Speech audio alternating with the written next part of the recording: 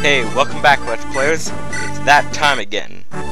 Finally, after about 2 weeks of not doing anything, and homework and football, but mostly nothing, I finally found time to record episode 14, part 1, because it was more than 15 minutes, and like I said, I don't enjoy cutting stuff out. Anyway, so in this one, we meet a nice new couple characters, and a couple of old characters, and it just sets us off on our journey a little bit more to find us exactly how deep the plot goes.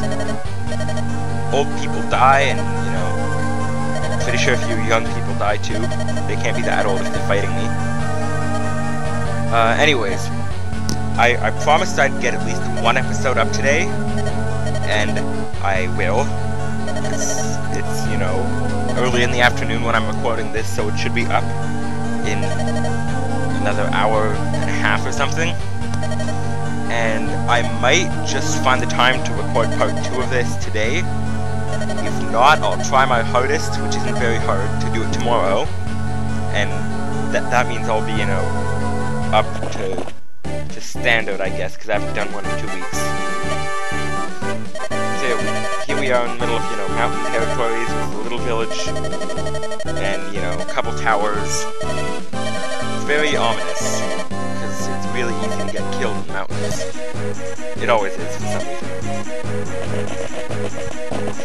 Big bandit with a couple soldiers appears, tries to scare me. It's a pretty good storyline, just not early on, because it's, random introduction of characters and stuff. It's a lot more, well explained in Hector's story mode. So when we get to there, you'll see some missing pieces and stuff that didn't really make sense as much. Anyway, so I got Dorcas, Rebecca, Barter, Eliwood, Lowen, and Marcus here. The best thing to do for this map is to go in the tiny spot between the mountain and the edge of the map. But first, let's pick up the secret book that's hidden in this village. He just, kind of random stranger gives me something really valuable again. That's what I love about this game. You get so much random stuff from random people. And you don't even take it, you just sort of walk there and they say everything. But anyways, the shop has vulneraries, so I tend to not go there. I don't really use vulneraries. But the armory has axes and bows, and iron everything pretty much, which would be useful to stock up early on here. Because already, Eliwood's rapier would be close to breaking by the end of this, and it's always good for me to have spare weapons. You'll notice I do that a lot. See, I'm putting Barter there because I want to train him. I'm one of those constant, my army isn't going to be as strong as your strongest guys, but it's going to be really balanced, so if I can take out your strong guy with like a massive push, then you're dead. You'll find I'm really balanced in the game. I tend to make sure that I don't have anyone under level 5, unless it's a cleric like Sarah. She never gets past like 2, I think, unless I really use her.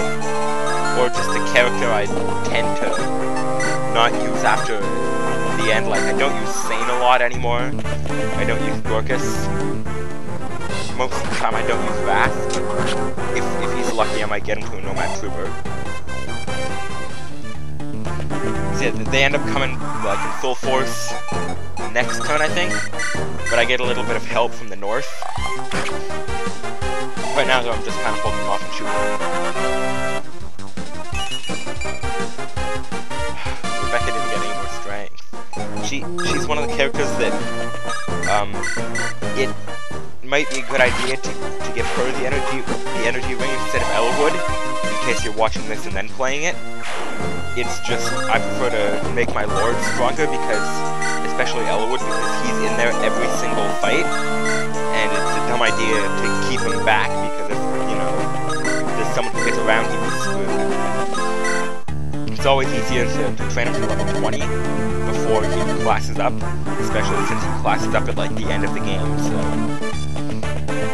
See, here they come in full force, and Eliwood realizes he's screwed, even though I can probably take them all on my own.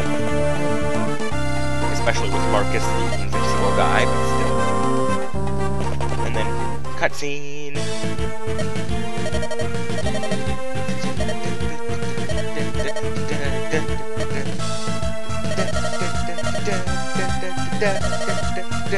Shank. He doesn't really carry a knife, so you stab him with the axe.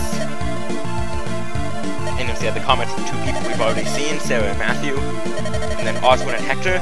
I'll take the liberty to talk about them now, because I tend to not comment about the game itself a lot, actually, I find. I might do that a little bit more when I get a more free game, I guess.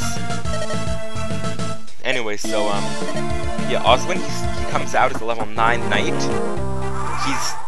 Because all the guys at such low levels, it's a little bit more difficult to train him. So, I don't recommend trying to kill all the guys with him, because then you'll just weaken your guys. But a couple levels from now, you get a Knight Crest, which is really worth it to use it on him as early as possible. You'll find I don't tend to try to train my guys to level 20, then class them up. I tend to make them as strong as they can be, as early on as they can be, really. It's, you know, I guess sometimes it wouldn't work out to my benefit, but since I started playing this game, I've got really lucky with it. So I buy a couple swords, and a lance, and Hector will pick up the rest for him. A sword for Eliwood. I think a spare sword goes to Lowen or Marcus, one of them. And yeah. Anyway, so Hector starts off with the wolf bale. It's supposedly his favorite axe. It does good against infantry like knights and horses, so it's really valuable. In Eliwood's mode, there's only one you can get, and that's the one he starts with. And in Hector's mode, you can get 2 more by the end of the...